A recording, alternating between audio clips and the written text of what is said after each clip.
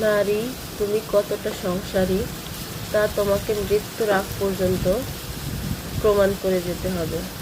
যতই তুমি অসুস্থ হও না কেন, তোমাকে সংসারের সব কাজ সামলাতেই হবে। তো এখন আসি আসল কথায়। গত কয়েকদিন ধরে আমি খুবই অসুস্থ। বিছানা থেকে ওঠার শক্তি পর্যন্ত গায়ে ছিল না।